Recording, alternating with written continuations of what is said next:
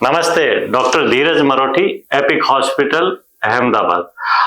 आज हम घुटने से रिलेटेड क्या क्या प्रॉब्लम हो सकती है और उसके मिथ्स एंड फैक्ट्स, मतलब कितनी सारी भ्रांतियां हम लोगों को सुनने में आती है या हमारा एडेप्टेशन है, उसके बारे में मैं आपको डिस्कस करूंगा। पहले घुटन के बारे में बताता हूं। घुटने में 3 कंपार्टमेंट होते हैं और इस 3 कंपार्टमेंट में ये 2 लिगामेंट है, वो मेन पिलर है। ये कार्टिलेज रहती है, गद्दी रहती है, नीचे कार्टिलेज रहती है। इन 3 कंपार्टमेंट से घुटना बना रहता है और घुटने के आर्थराइटिस या घुटने का दर्द हमें कैसे समझे कि मेरे को आज प्रॉब्लम शुरू हो गई है। तो उसके लिए मैंने एक दिन पहले भी बताया कि 222 का फॉर्मूला, जब भी आप 2 किलोमीटर चलने में या कोई क्लिकिंग साउंड आए, यहाँ हम 2 फ्लोर ऊपर जाते हैं, नीचे आते हैं विदाउट रेलिंग का सपोर्ट लिए, या हमें लंबे समय तक खड़े रहने में तकलीफ होती है, या पलाथी मार के बैठने में तकलीफ होती है, या गुरुदेव को वंदन करने में तकलीफ होती है, किसी भी एज ग्रुप में, मैं ये कहूंगा आजकल यंग जनरेशन में भी घुटने की प्रॉब्लम होती है। तो हम समझते हैं कि मेरे को आर्थराइटिस होगी, ऐसा नहीं है। एज से लिंक्ड कोई अदर प्रॉब्लम भी आपको हो सकती है। तो हमें सबसे पहले ये जानना है कि क्या मेरे को कोई स्पोर्ट्स इंजरी हुई है, किसी खेलते हुए कि हमारे को घुटना या एंकल ट्विस्ट हुआ है, उसकी वजह से घुटने के अंदर कोई ट्विस्टिंग इंजरी हुई है, क्योंकि इसके अंदर लिगामेंट इंजरी भी हो सकती है, गद्दी में चोट भी लग सकती है, और कई बार बचपन से ही रूमेटॉइड आर्थराइटिस, जैसे गठिया की बात करें, गठिया है वो आपके जेनेटिक प्रॉब्लम है, ऑटोइम्यून डिजीज है, लेकिन ये ट्रीटेबल है। लेकिन हम क्या सोचते हैं, मेरी तो उम्र बहुत कम है, 20 साल ही है, 25 साल ही है, 35 साल ही है, मैं क्यों अभी डॉक्टर के पास जाऊं। क्योंकि ऑर्थोपेडिक सर्जन के पास जाएंगे तो हम सर्जरी को दिमाग में लेके जाते हैं। ऐसा नहीं सोचना है। हर घुटने की बीमारी या दर्द का इलाज सर्जरी ही होता है, ये हमारा दिमाग में मिथ है। तो हमें टाइमली कंसल्ट करना चाहिए। शुरुआती दौर में ऑस्टियोआर्थराइटिस का भी इलाज न्यूट्रिशनल सप्लीमेंट, ऑयल ग्रीस के लिए हम दवा भी दे सकते हैं, फिजियोथेरेपी भी करा सकते हो। ये सारी चीजें आप अपने ऑर्थोपेडिक सर्जन या नियर बाई कोई फिजिशियन भी आपको सलाह दे सकते। दूसरी सबसे बड़ी भ्रांति है, जैसे ही घुटने में दर्द आया, इवन मेरे कलीग्स भी, ओहो घुटने का दर्द आ गया, आपको चलना नहीं है, रेस्ट करना है। ठीक है, रेस्ट आपको 2 से 5 दिन करना है, लेकिन आप सेडेंट्री लाइफस्टाइल जिसकी भी है, जो भी एक्टिविटी नहीं करता है, उसको घुटने की प्रॉब्लम होना निश्चित है। क्योंकि आपका मसल्स का मूवमेंट, टिश्यू का मूवमेंट होना जरूरी है, साइकिलिंग करना जरूरी है, स्विमिंग करना जरूरी है। नहीं करोगे तो आपका मसल्स वीक होगा, तो घुटने की आर्थराइटिस जल्दी हो। तो क्वेश्चन आता है कि भाई ये फीमेल्स में घुटने की आर्थराइटिस ज्यादा क्यों होती है। उसका सबसे बड़ा कारण ऑस्टियोपेनिया यंग एज में, और फिर वो कन्वर्ट हो जाती है ऑस्टियोपोरोसिस। आजकल फीमेल्स में 35-40 में प्री मेनोपॉज सिम्टम्स आने शुरू हो जाते हैं। लेकिन हमारी प्रॉब्लम ये है, सप्लीमेंट्स लेते ही नहीं। आप सप्लीमेंट्स नहीं लोगे, आपके फिजिशियन या ऑर्थोपेडिशियन से राय नहीं लोगे, तो आपको ऑस्टियोआर्थराइटिस में कन्वर्ट हो जाओगे।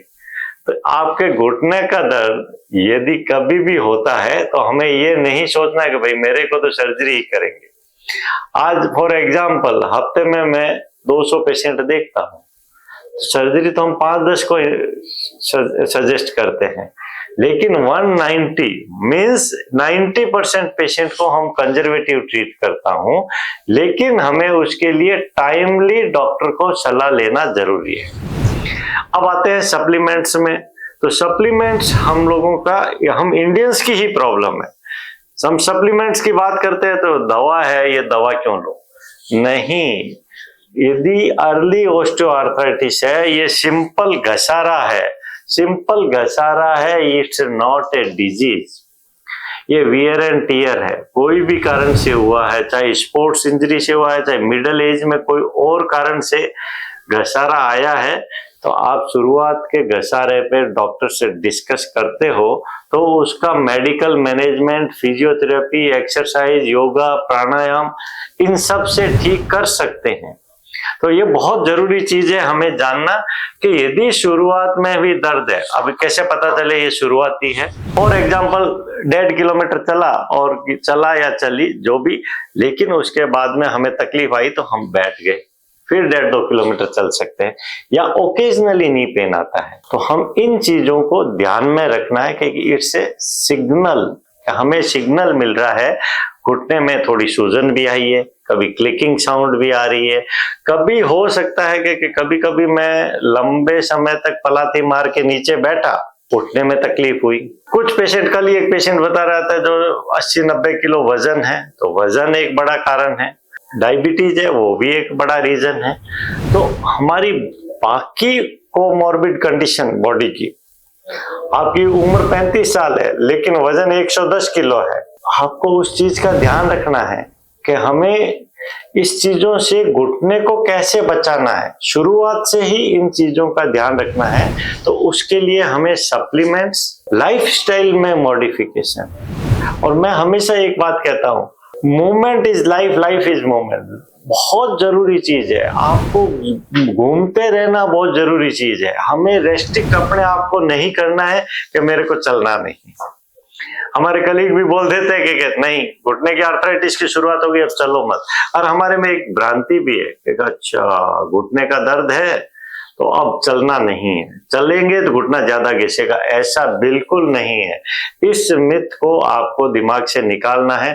घुटने की घसारा भी है तो भी आपको चलना है, लेकिन आप चल नहीं सकते क्योंकि घुटने में घसारा ज्यादा आ गया, समझ लो एडवांस स्टेज है, नहीं चल सकते। तो आपको मॉडिफाई करके स्विमिंग करना है। अब स्विमिंग नहीं आती तो स्विमिंग पूल में वॉक करना है, लेकिन आपको कैलोरी बर्न करना जरूरी है ताकि ओबेसिटी नहीं आए, मोटापा नहीं आए और मसल्स स्ट्रांग रहे। और भी कुछ नहीं कर सकते, पूल की फैसिलिटी नहीं है, घर में आप स्टैटिक साइकिल रख लो, साइकिलिंग करना है। साइकिलिंग सबसे बेस्ट एक्सरसाइज है, तो आप नॉन वेट बेरिंग एक्सरसाइज कर सकते हो। और काफी लोग अलर्ट हुए हैं अभी योगा और मेडिटेशन में। योगा प्राणायाम मैं तो हर व्यक्ति को कहता हूं 10 सूर्य नमस्कार किए तो ना तो आपको स्पोर्ट्स इंजरी हो सकती, ना कभी लिगामेंट इंजरी हो सकती। क्यों? उससे आपके लिगामेंट की फ्लेक्सिबिलिटी बनी रहती है और आपको फिटनेस में कभी भी स्पोर्ट्स एक्टिविटी में इंजरी नहीं हो सकती। तो यंग जनरेशन में ये मेजर प्रॉब्लम होती है, सीधा बैडमिंटन के कोर्ट पे चले गए, लॉन टेनिस खेलने चले गए। आपको फिटनेस के लिए 10 सूर्य नमस्कार करना है, अदरवाइज आपको कम से कम 10 राउंड कोर्ट के लगाने हैं, उसके बाद में गेम शुरू करना है, तो कभी भी स्पोर्ट्स इंजरी नहीं हो सकती। तो ये चीजें को हमें अपना बचाव भी करना हमारे लिए इक्वली इंपॉर्टेंट है। तीसरी और मोस्ट इंपॉर्टेंट चीज है मोटापा। मोटापा है तो हमें शू वेयर का विशेष ध्यान रखना है। शू वेयर तो हम अच्छा ले आते हैं, डॉक्टर ने बोला, हम क्या करते हैं, सेल लगी है या कहीं ऐसा ऑफर है उसमें 20,000 का जूता 7,000 में मिल गया, बिल्कुल नहीं लेना है। जूते का डेट ऑफ मैन्युफैक्चरिंग देख के जूता खरीदना है। क्यों? कि उसकी रबड़ की क्वालिटी, प्लास्टिक की एक उम्र होती है। आप उसको मैन्युफैक्चरिंग देख बगैर लाए तो प्लास्टिक हार्ड हो गया, आपका वेट है, ओवर वेट है और उसकी फोर्सेस शू बियर ही नहीं कर पा रहा और उसकी कंप्रेसिबिलिटी है ही नहीं, तो जूता आपके लिए बेकार है। चाहे आप 20,000 का जूता 7,000 में लाए हो तो आपका कोई काम का नहीं है। महिलाओं में घुटने की प्रॉब्लम ज्यादा क्यों होती है? एक बहुत ही कॉमन क्वेश्चन आता है और दिमाग में भी आता है कि भाई ये लेडीज को ही क्यों प्रॉब्लम हो रही है। उसका कारण वो खुद है। फीमेल्स में हड्डी वीक होती है, सप्लीमेंट्स लेते नहीं, लॉन्ग स्टैंडिंग रहती है, मेनोपॉज और प्री मेनोपॉज के टाइम में हमें सप्लीमेंट्स लेना जरूरी है। दूसरे, हमारी इंडियन फीमेल की प्रॉब्लम है, कभी भी योगा प्राणायाम एक्टिविटी उनको बोलो तो उनके लिए टाइम ही नहीं होता है, क्योंकि वो अपनी एक्टिविटीज में इतनी बिजी होती है कि उसको अपनी फिटनेस के लिए टाइम नहीं है। इसके लिए ही हम यदि शो सर्जरी करता हूं तो 70 फीमेल्स होती है। और हम ये अवेयरनेस जो कैंपेन हम चलाते हैं, हॉस्पिटल्स भी चलाती है, मैं तो एवरी वीकेंड कहीं न कहीं ये लेक्चर देता रहता हूँ। लाइफस्टाइल मॉडिफिकेशन मस्ट है। जैसा कि मैंने बोला, कैल्शियम सप्लीमेंट्स लेने हैं, मल्टीविटामिन्स लेने हैं। यदि घुटने का घसारा का शुरुआत हो गया तो लुब्रिकेशन के लिए मेडिसिन लेनी है। लेकिन हाँ, एक बात जरूर कहूंगा, घुटने के अंदर इंजेक्शन एक्सपर्ट को ओपिनियन लेके करें। हमारे में एक बड़ा मिथ है, ऑपरेशन नहीं कराएंगे उसके अंदर इंजेक्शन डला लेंगे। आप अपने कंसल्टेंट को ये पूछिए, यदि ये इंजेक्शन डाल रहे हो, चाहे वो स्टेम सेल्स हो, चाहे पीआरपी हो, चाहे हाइलुरोनिक एसिड हो, चाहे स्टेरॉइड हो, 4 तरह के इंजेक्शन मार्केट में अवेलेबल है। आप पूछिए सर्जन को, लगा रहे हो, इसकी म्याद कितनी है, कितने दिन मेरे को इससे फायदा मिलेगा। इसका रीजन बताता हूं। घसारा है, उस एक बार इंजेक्शन लगाने से आपको 15 दिन से 3 महीने ही उसकी फायदा मिलेगा। तो ये चीजें हमें एजुकेशन हमें खुद को होनी चाहिए। और जैसे ही आप जो सर्जन लगा रहा है उसको पूछोगे, 110% आपको बोलेगा हाँ मैडम, ये महीने से 3 महीने। ऐसा नहीं है 5-10 साल चलेगा। ये बहुत बड़ा मिथ है कि एक बार इंजेक्शन लगाए और साथ 2 साल हो गए। ऐसा नहीं हो सकता। सप्लीमेंट्स लोगे, एक्टिविटी करोगे तो आपकी आर्थराइटिस लंबे समय तक उसको डिले कर सकते। तो उसके लिए आपको अपनी एक्टिविटी बढ़ानी पड़ेगी, अपनी लाइफस्टाइल चेंज करनी पड़ेगी, शू वेयर चेंज करना पड़ेगा। किचन में महिलाएं लंबे समय तक खड़ी रहती, तो उसको बीच में ब्रेक लेना पड़ेगा। ये घुटने हैं, पिलर नहीं है कि बिल्डिंग का पिलर के जैसे खड़े रहोगे कुछ नहीं होगा। वजन पड़ता है, वजन पड़ेगा तो घसारा आएगा। यदि आपको नी पेन है तो आपको किचन में बैठने के लिए मैं हमेशा एक फॉर्मूला देता हूं। यदि जिस भी महिलाओं को ये प्रॉब्लम हो गई है या एडवांस स्टेज से थोड़ा पहले भी है, 4 पाटले खरीद लो, 18 इंच से 22 इंच तक। उन पाटे में एक किचन में रखो, एक ड्राइंग रूम में रखो, एक बाथरूम में रखो और एक अपने बेडरूम में रखो। जब भी जमीन पे बैठना हो, अवॉइड करो, उस पाटले पे बैठिए। तो पाटे पे बैठोगे या स्टूल पे बैठोगे तो आपके घुटने पे खड़े होगे तो फोर्सेज कम लगते हैं। बायोमैकेनिक्स के हिसाब से बोलूं तो बॉडी के वेट का 9 टाइम फोर्स घुटनों पे लगता है जब अपन जमीन से उठते हैं। कारण हम इंडियंस की क्या प्रॉब्लम है, मैक्सिमम टाइम आपको यदि आर्थराइटिस नहीं है तो जमीन पे भले ही बैठो, मैं मना नहीं कर रहा हूं, लेकिन जिनको आर्थराइटिस की शुरुआत हो चुकी है उसको जमीन पे नहीं बैठना है। जमीन से बैठ के उठने में बहुत सारे फोर्सेस घुटने पे लगते हैं, तो आपका घसारा जल्दी बढ़ेगा। एक और दिमाग में आता है कि भाई घुटने की प्रॉब्लम शुरू हुई, मैं सीढ़ी चढ़ सकता हूं, उतर सकता हूं। बिल्कुल, आप सीढ़ी चढ़ने में आपको प्रॉब्लम नहीं है, उतरने में होगी। तो जहां तक हो सीढ़ी चढ़ने उतरने में तो आपके मसल्स की एक्टिविटी होगी, अच्छा है आपके लिए। जैसे ही आप नीचे आते हो लिफ्ट यूज कर लो। मैं आपको हर चीज का सॉल्यूशन दे सकता हूं, लेकिन आपके लिए सही क्वेश्चन यदि कुछ भी हो तो आप व्हाट्सएप पे भी हमारे टीम से क्वेश्चन कर सकते हैं, तो हम उसका प्रॉपर आंसर दे सकते हैं। ये भ्रांतियों को हमें दूर करना है ताकि आपके घुटनों को बचाया जा सके। अब आते हैं हम कि एडवांस ऑस्टियोआर्थराइटिस हुए, घुटने कैसे पता चले। तो सबसे पहली चीज है, घुटने टेढ़े हो जाते हैं। आप बरमूडा पहन के आप वॉक करके एक वीडियो बनाइए, तो क्या आप लिम्प कर रहे हो, क्या नी टेढ़े हो गए, बोइंग हो गई है, क्या आप 2 किलोमीटर चल पाने में प्रॉब्लम हो रही है, क्या आपकी स्पीड धीमे पड़ गई है, या अपन कोई चीजें अवॉइड करने लग गए। जैसे हमारे ऑफिस जाना है, शॉपिंग में जाना है, मैरिजेज में जाना है, या कहीं टूरिस्ट प्लेस पे जाना है, या धार्मिक स्थल पे जाना है। एक एज के बाद में हम कहीं घूमने भी जाना चाह रहे हैं, लेकिन हम घुटने की वजह से नहीं कर पा रहे। तो हमें राइट टाइम पे सबसे पहली चीज है, खड़े रह के हमें एक एक्सरे कराना है। एक्सरे करते ही आपको खड़े रख के एक्सरे करने से आपके शरीर के जितना वजन है वो घुटने ले पा रहे हैं कि नहीं पा रहे हैं, वो जॉइंट स्पेस आपको दिख जाएगा। तो आपको पता चल जाएगा कि ये कौन सी ग्रेड की आर्थराइटिस है। अब समझिए ग्रेड 3 और 4 की आर्थराइटिस है और मेरे को पूरे सारे सिम्टम्स भी आ गए हैं। तो अब डिसीजन आता है कि सर्जरी, तो सर्जरी कहाँ करनी चाहिए, दिमाग में क्वेश्चन आता है। किससे करानी है, ये क्वेश्चन आती है। और कब कराना है, एक ये क्वेश्चन आता है। बहुत जरूरी है हमें, आज हम एजुकेशन है, हम सर्च भी कर सकते हैं।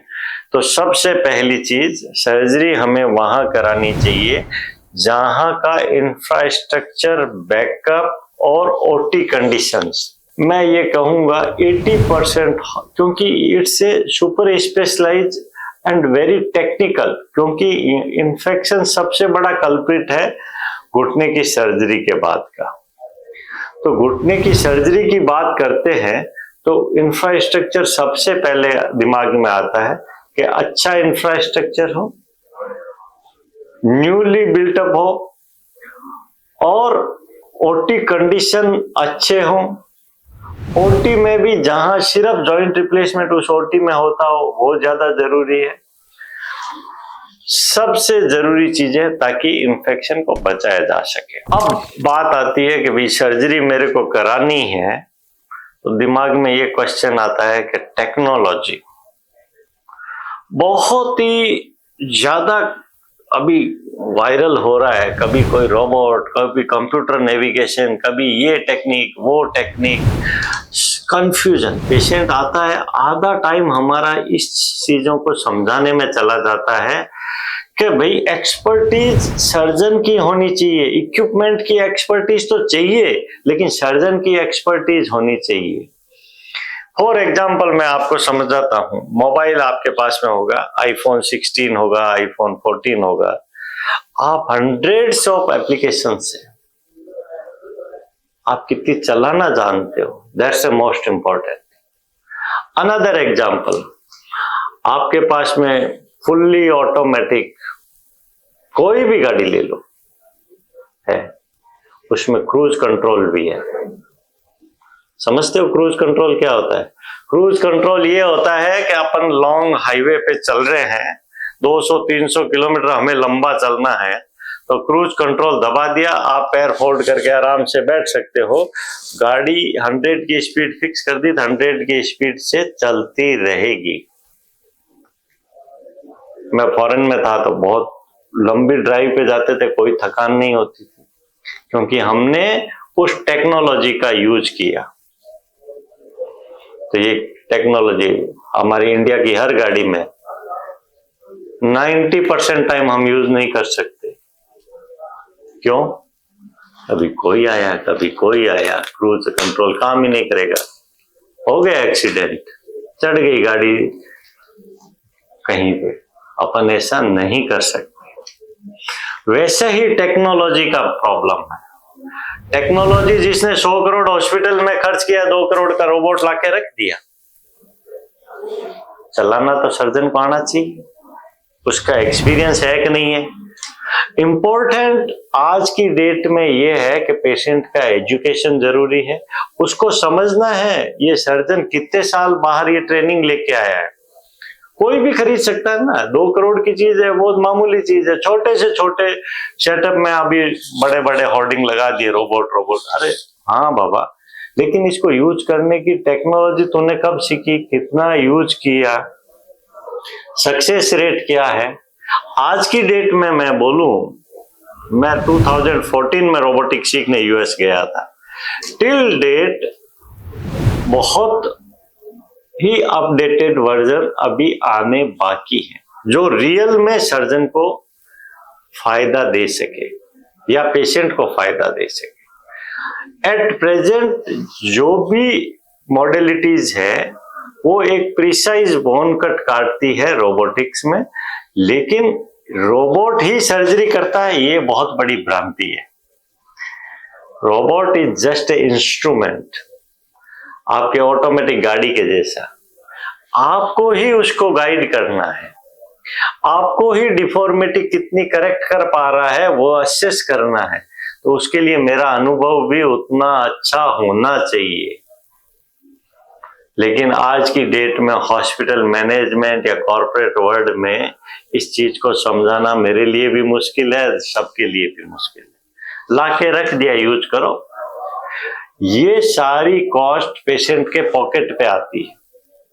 इट्स ए एक्सपेंसिव टूल, उतना हमें फायदा होगा या नहीं होगा।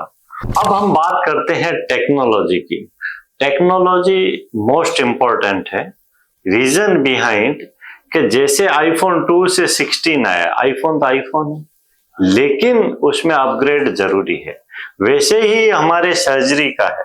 नी सर्जरी मैं 2007 में डॉक्टर अनावत के साथ में न्यूयॉर्क में था, और आज मैं यहाँ इंडिया में हूँ। इवन दो हम उस टेक्नोलॉजी को बहुत इंप्रूवमेंट किया। इसका मैंने नाम दिया R2R।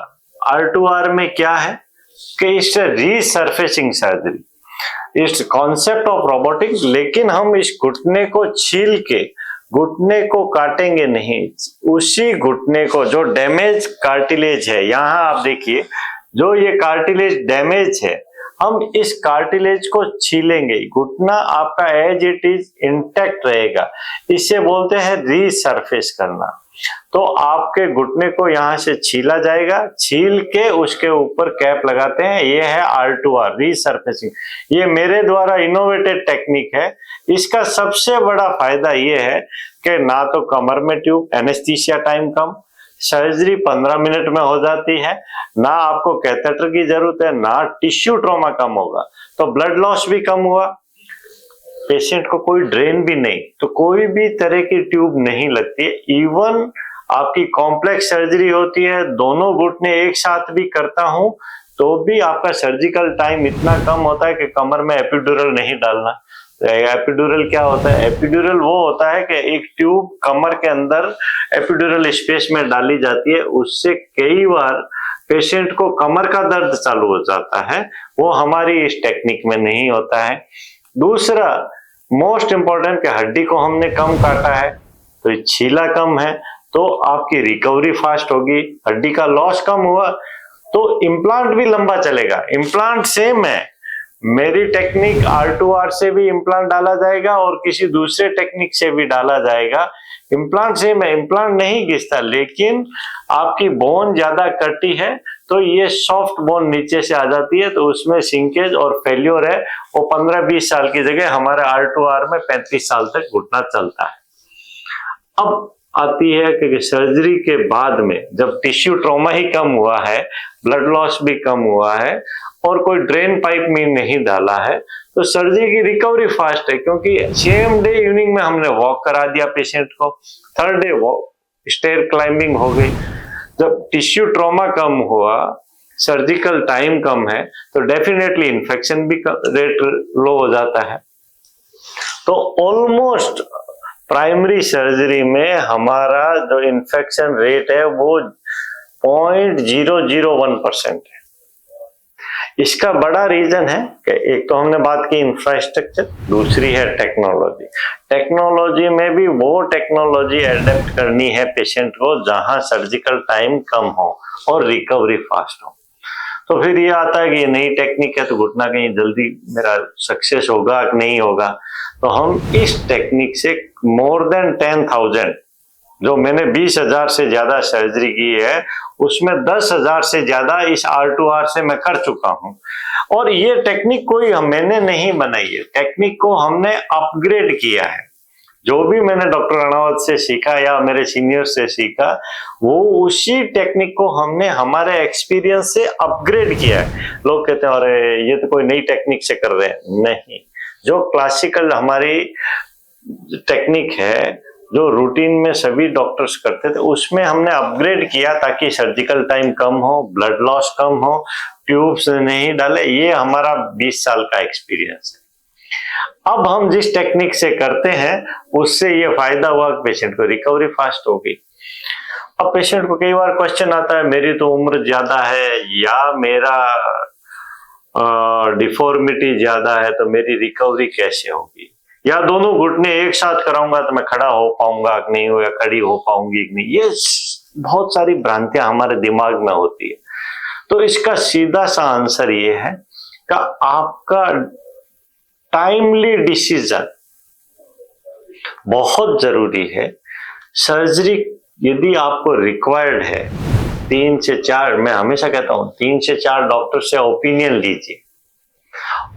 लीजिए और सब लोग बोल रहे हैं कि ऑपरेशन के अलावा हमारा छुटकारा नहीं है, तब हमें देखना है कि कौन सर्जरी एडवांस टेक्नोलॉजी से कर रहा है और उसके रिजल्ट देखिए, उसके हिसाब से आपको डिसीजन लेना है, लेकिन टाइमली लेना है। टाइमली इसलिए लेना है कि यदि ये डिफेक्ट मतलब खड्डा यदि ज्यादा गिर गया और कॉम्प्लेक्सिटी आ गई घुटने में तो आपकी रिकवरी डिले होगी।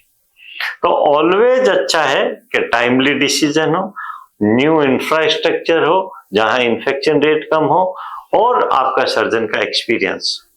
ये तीनों चीजें आपके सर्जरी का परिणाम निश्चित करेगी और सक्सेसफुल सर्जरी देगी। तो नी रिप्लेसमेंट मेरे जहां तक नॉलेज है मोस्ट सक्सेसफुल सर्जरी है साइंस के द्वारा, क्योंकि इसमें हम ऐसी कोई डिजीज को ठीक नहीं कर रहे हैं। It's a wear and tear, घसारा आ गया, एजिंग प्रोसेस से आया, चाहे स्पोर्ट्स इंजरी से आया या कोई भी कारण से, उस घसारे को हम कैप से ठीक कर रहे हैं और इसे रीसर्फेसिंग कर रहे हैं, तो आपको रिजल्ट भी बढ़िया मिलेगा। तो आपका रिजल्ट बढ़िया मिलेगा तो आपकी सर्जरी फॉरगिविंग होगी, आप सारी एक्टिविटी कर पाओगे। तो बहुत सारे क्वेश्चन ये आते हैं दिमाग में कि मैं जमीन पे बैठ पाऊंगा कि नहीं पाऊंगा। मेरा ये कहना है, हम सर्जरी किस लिए करते हैं, आपके पैर टेढ़े थे सीधे हो जाएंगे, दर्द से मुक्ति हो जाएगी, आप 2 से 5 किलोमीटर चलना है तो चल पाओगे, ट्रैकिंग कर पाओगे, स्विमिंग कर पाओगे, मतलब कहने का मतलब है सारी चीजें आप कर पाओगे। लेकिन हमें सप्लीमेंट्स हर साल लेना है ताकि आपकी बोन की क्वालिटी एंड स्ट्रेंथ बनी रहे। घुटना घिसेगा नहीं आपसे, लेकिन घुटना यदि हड्डी मजबूत नहीं रही, आपकी एक्टिविटी नहीं रही, तो ये घुटना यहाँ से ढीला पड़ गया तो इम्प्लांट तो निकल जाएगा 25 साल के बाद में। तो इसको मेंटेन रखने के लिए भी आपको सप्लीमेंट्स ईयरली अपने सर्जन से ओपिनियन लेके लेना चाहिए ताकि यही इम्प्लांट आपका लंबा चले। तो ये चीज आपको ध्यान रखना है। जमीन पे यदि पलाथी मार के ऊपर बैठ सकते हो तो नीचे भी बैठ सकते हो, लेकिन पहले जैसे मैंने बताया जमीन पे बैठ के उठने में इस पे 9 टाइम फोर्सेस लगते हैं, तो इम्प्लांट ढीला जो 35 साल चलने वाला 25 साल ही चलेगा। तो ये आपका घुटना है, आपका विशेष ध्यान रखना है कि कोई कबार बैठ गए कोई बात नहीं, रूटीन में हमें 18 इंच या 24 इंच या 22 इंच का पाटले पे ही बैठना चाहिए सर्जरी के दौरान। हाँ, बेड पे सोफा पे पलाथी मार के बैठ सकते हो, कोई दिक्कत नहीं। तो ये सब चीजों का आपको विशेष ध्यान रखना है कि आपका सर्जरी होने के बाद में भी हमें रेगुलर अपने डॉक्टर से फॉलो अप करना है। नहीं तो टेलीफोनिक भी पूछ सकते हो कि मेरे को क्या सप्लीमेंट्स लेना है। तो मेरा ऐसा रूटीन है कि भी पेशेंट को ईयरली और फिर 5 ईयरली आपको रेगुलर डॉक्टर से कंसल्ट करना चाहिए ताकि आपको उसके अकॉर्डिंग सप्लीमेंट्स दिए जाए ताकि आपकी हड्डी मजबूत रहे, तो ये इम्प्लांट लंबा चलेगा। Thank you.